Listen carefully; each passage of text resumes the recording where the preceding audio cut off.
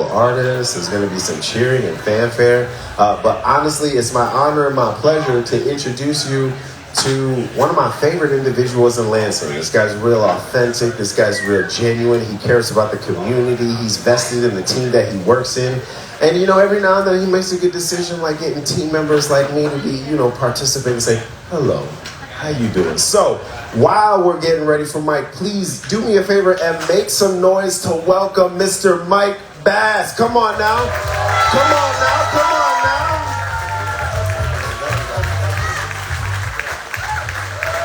Woo. How's it going, everybody? Oh my goodness. So, I can't believe it's been 14 years. Okay, so ScrapFest, for those who don't know what this is. So this started as a humble scrap metal sculpture competition around 16-ish years ago. And what happened was David Such, who is a videographer, he's retired now but owns a studio, a sculpture gallery, and he's still involved in ScrapFest to this day, but he had this idea for a scrap metal sculpture competition.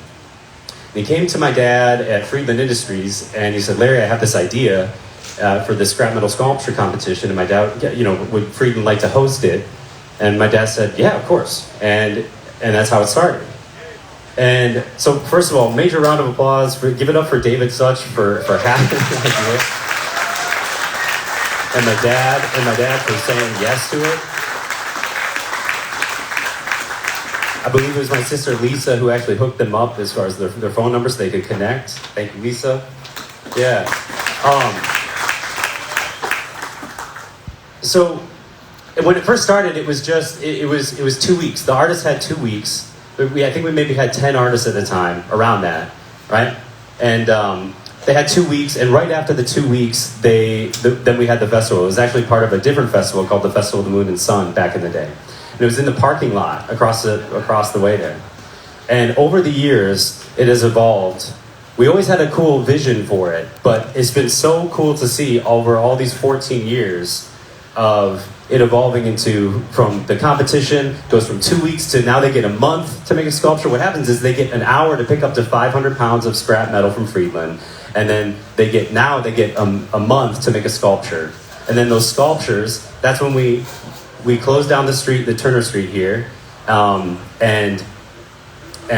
we have a silent auction so that people can bid on the pieces and they can purchase the pieces.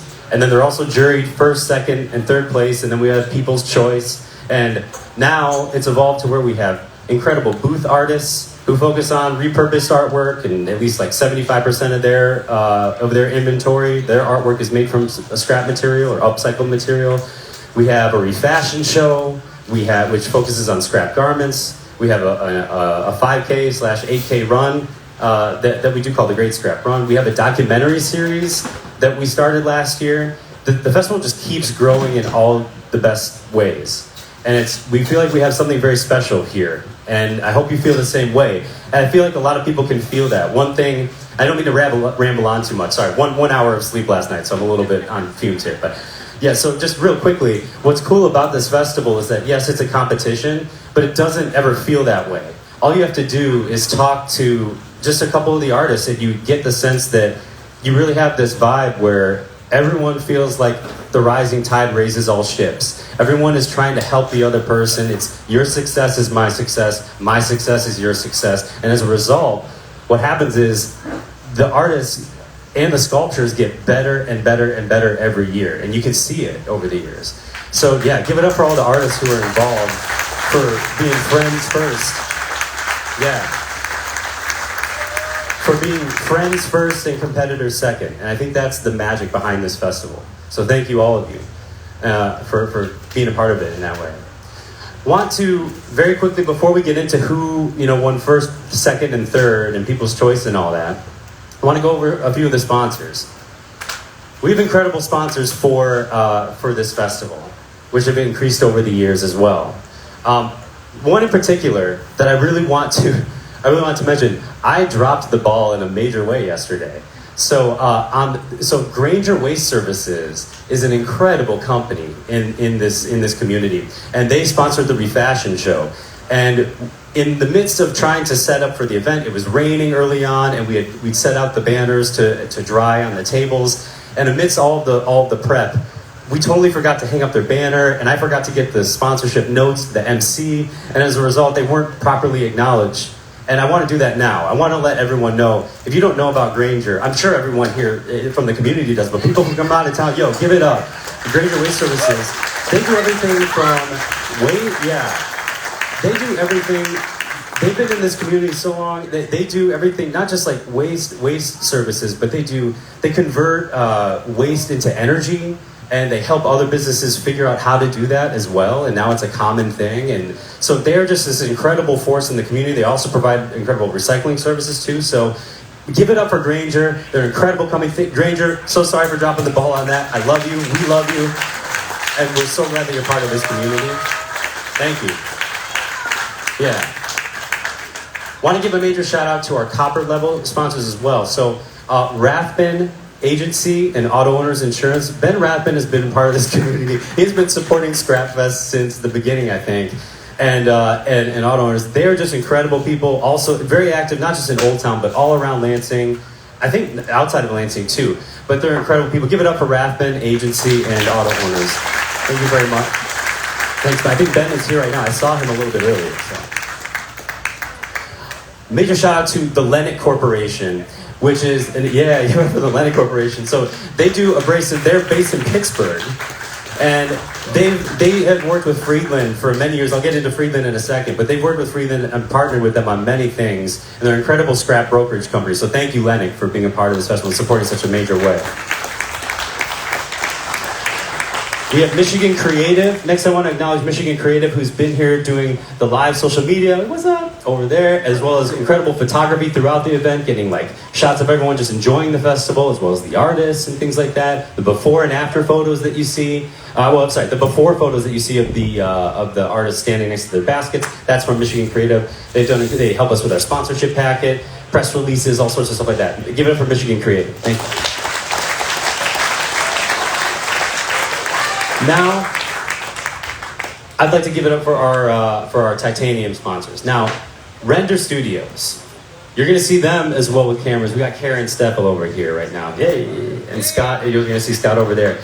So we've had a vision for a long time, actually, to make a documentary series about ScrapFest. And the way that we look at it is that there's enough competition shows, but what we really wanted to do is tell the stories of the artists, and like have an episode where it's following them along their ScrapFest sculpture build, but the episode is really about them as people. It's about their ups and downs and obstacles they've overcome, and that's the story that we want to tell.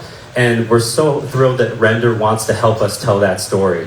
Give it up for Render Studios for being such a big part of this whole thing. Thank you. Another titanium sponsor I want to give it out for is the one and only Lincoln Electric. So, yeah. So, after Ivan got on that Netflix show, Metal Shop Masters, he caught the attention of quite a few people. And he just did such an incredible job of just giving it back to the community. The first thing he said to Lincoln Electric after they talked to him was like, you guys have to talk to ScrapFest. And they did. They reached out and about partnering with us on this festival. So they provided for the for the prizes that we have. The first place prize for large and small get a welder, which is cool. Second place gets a gear pack, and for both categories, and then third place gets a swag bag.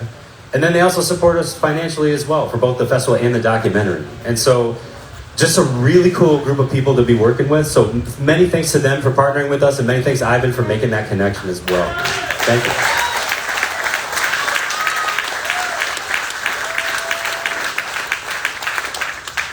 When it comes to sponsors, last and certainly not least, is I got to give it up for Friedland Industries, the one and only Friedland. So if you don't know what Friedland is, so Friedland's my family's company. It's a scrap metal sculpture. I'm sorry, not sculpture. Again, 1 hour of sleep. Sorry, everybody. It's becoming that. A lot of sculptures over there. But it's a scrap recycling, scrap processing company here in Old Town Lansing, and it's been here for over 130 years on the same street corner, long before the word recycling was even a thing. Because the concept of taking scrap iron and melting it down and turning it into something new, that's been around a long time. It wasn't just, the word recycling is relatively new, but the concept has been here for a very long time. And Friedland's been a part of that forever. And so without Friedland, there wouldn't be a ScrapFest. Without the metal that they provide, they provide tons of machinery and forklift operated staff. They pay their staff to be a part of this, both for collection day and drop-off day and the festival itself throughout the whole weekend. They contribute very significantly financially. They're just, without them, this wouldn't be a thing. So, huge round of applause. Love you, Friedland. Thank you very much for making this happen. So, thank you for letting me talk about all that stuff. I appreciate you coming along on the journey with all of us. So, without further ado, let's actually get into the placements, shall we?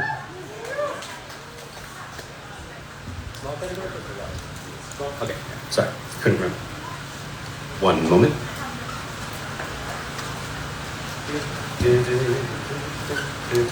All right. Now, third place winner for the small. Oh, sorry. One other thing. Give it up for Bob Welton from Iron on the Move. He did the trophies this year. Give it up for Bob. Where is he standing? I'm so sorry, I forgot. Yo, Bob, he had such fun doing these. Yeah, Bob did the trophies this year for ScrapFest. He also did the trophies for the Great Scrap Run this year, and he had such an awesome time doing it, and they came out fantastic. Also, for People's Choice, Ivan made... So Bob made the trophy for People's Choice. Ivan, a while back, made the Rust Belt, and whoever wins People's Choice has to take home the Rust Belt, and they have to sign it. And whoever wins it gets it that year and gets to keep it until next year. So, just to give you some what's happening here. Okay, so now for real. Okay, in the small category, the third place winner goes to Metal Mantis by Tommy Adams. Give it up for Tommy Adams, everybody. Woo!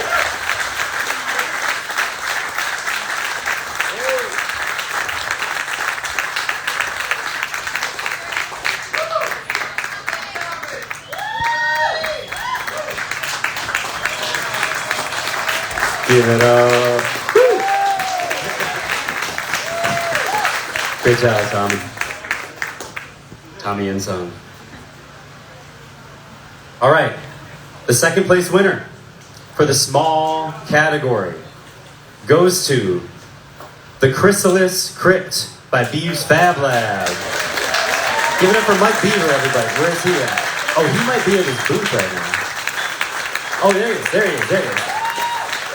Chrysalis Crypt by Beaves Fab Lab. Here, he's coming up right now. Mike also has a booth, too. So he's been running around a lot, paying attention to that, too. Yo, give it up for Mike Beaver, everybody. So, the other thing I forgot to mention is that over the years, especially since last year, okay, so now we're getting teams that are coming in from all over the place. So we had a team from Texas last year. We had 2 teams from Pittsburgh this year. So Mike and Johnny Snyder, they're both from Pittsburgh. So they came from Pittsburgh. We have 2 teams from Chicago. A lot of teams. Yeah, we have 1 team from Missouri this year, 2 from Ohio. So people are coming from all over to participate, which is great. Thank you, Mike. And the first place. Let's do a little drum roll here. First place for the small category is Steele Ryder by JonnySWeld. Give it up for JonnySWeld. Hey. He's our other Pittsburgh artist. Steele Ryder by JonnySWeld. Give it up. Yeah, man. Take a photo. Yeah, if you want to say anything, take a photo first. Yeah. You want to say a quick thing? Thank you, everybody. That's good. Nice and sweet. So sweet.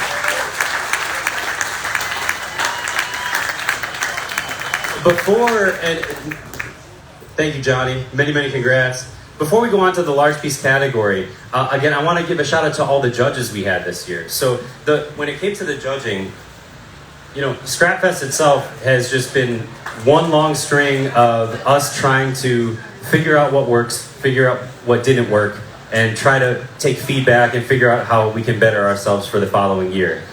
And when it came to the judging, it became apparent that really what we needed were judges who are fellow metal artists who, if possible, are like who have been in ScrapFest before, even who really know what they're looking at, and so we're really appreciative of the feedback from all of the artists that have given us that. So this year we have Chance Liscombe. All of our artists are fellow metal artists, and all of them have participated in ScrapFest before, but couldn't this year for whatever reason. So we have Chance Liscombe, we have Cecilia Garcia Lins, we have Jason Van Aken. I'm sorry, and then we have Dace Kennigsnecht, and then we have Kyle Orr as well. So all 5 of those judges have participated in ScrapFest before. So I just want to let you know where the judging is coming from as well. So I'm glad that we have 5 judges and all previous ScrapFest participants.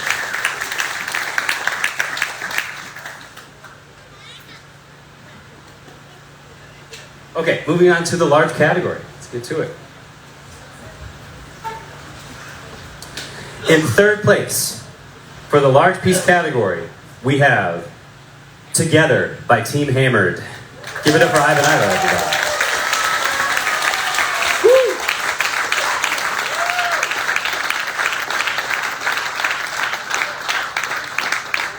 Oh, high fives along the way. High fives, yeah, give it up for Rex. By the way, give it up for Rex. He's our youngest artist to date. I don't know if you saw Life on a Moon by Half a Hammer. There he is, there's Rex. Yeah. That's Travis's song. Yo. Yeah, give it up. This competition has grown so much, and it means so much to me. And so many people come together to do this. And I mean, Tommy, he drove up from Detroit to help us finish those magnets. This is family. To me, this is Christmas every year. And I just want y'all to know how much I love you, and I appreciate this.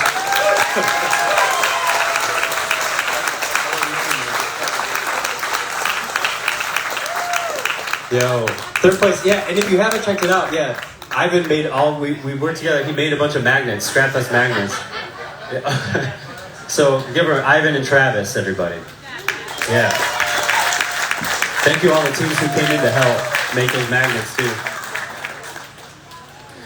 All right, second place for the large piece category is The Last Word by Team Lock Performance. The Samurai. Give it up for Team Lock Performance, everybody. Yeah. Oh, yeah.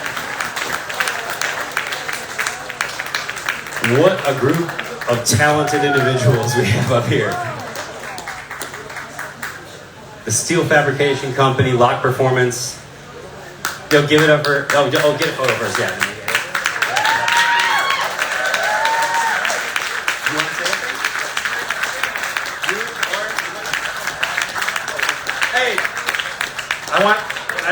I'm like humbled right now, so I really appreciate Friedland for putting this on. I really appreciate everybody up here with me. Without everybody here, it couldn't have happened. So thank you, everybody that came. Thank you from the bottom of my heart. Thank you. That's right. Oh yeah, just one more photo. There you go. Yeah. Good. Woo. All right. And now it all comes down to the first place winner for the large piece category. Let's get a little drum roll going here. The first place winner for the large piece category is Archimedes of Syracuse by Team Elk Metalworks and MadSmitty. Let's go. Kyle and Jason, it's their first year participating.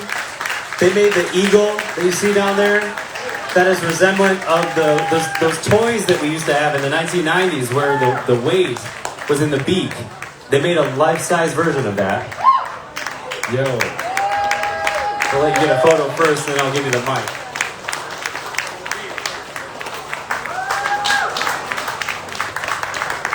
You want to say something? Thank you, Mike and Heather and Friedland. Man, this has just been such a fun opportunity with this circle of people who've just been so supportive, and it's amazing, man. It's good job, Mike. Wow, I can't believe it.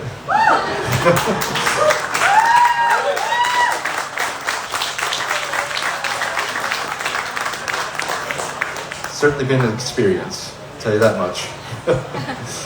Well, just thanks for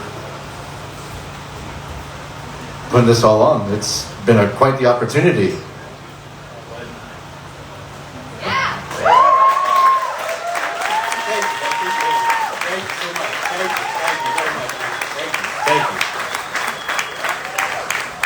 Give it up one more time for Metalworks, everybody. MadSmitty, first place winners. Coming out of the Detroit area, I think, right? Southeast Michigan. All right, now what we have is the one and only People's Choice, everybody.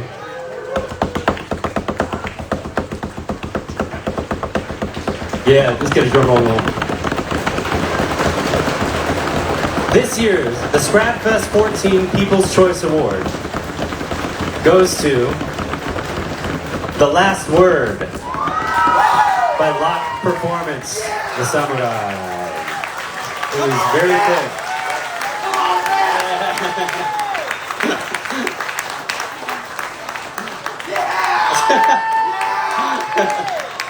The joy. Thank you very much. Yeah, okay.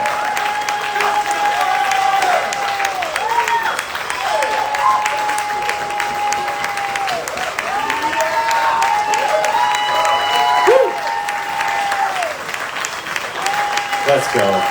Woo.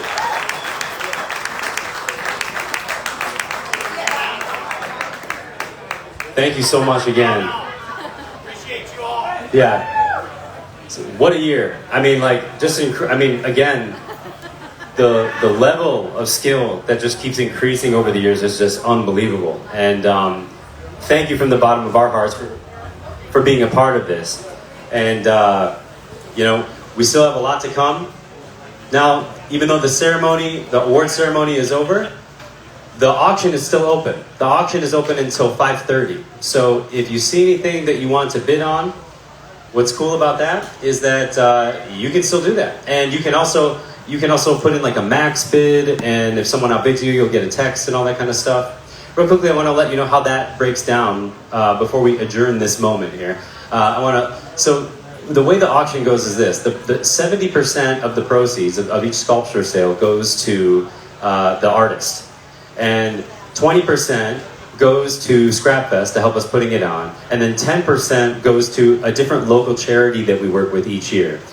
This year, we're working with Lansing Save. So here's what's really cool about Lansing Save. They partner with MSU FCU and the Lansing School District. And what happens is the MSU FCU creates a bank account for every Lansing School District child. And what they'll do is any money contributed to that can be used toward post-secondary education, whether that is skilled trade school or college. And so with the fact that they also let you use that toward skilled trade schools, we really wanted to partner with them because they focus on that as well. And the fact that, I can't remember the exact percentage, but Amber was telling us that even when a child has even less than $1 that they see gets added to their account, it increases their likelihood very significantly that they'll even entertain getting post-secondary education. So when we found that out, we were like, oh my gosh, we really want to partner with you this year. What's cool is they're doing great work, and we wanted to put more eyes on them and help them in any way we could. So that's where 10% of the sculpture proceeds go to, just so you know. So give it up for Lansing Save, everybody. Now, we have next up, the last band that we have, our headliner for today is Darren Larner Band, who is an incredible band in this area. And They're going to be setting up right here soon, and until then, I'm going to give the mic back to CISO, our incredible MC this year. So thank you all very much. Still keep the party going. Thank you for hanging out with us for the awards ceremony and ScrapFest 14. Stay tuned. Yeah, everything Mike said, but while I still have him up here, please make some noise for my man right here.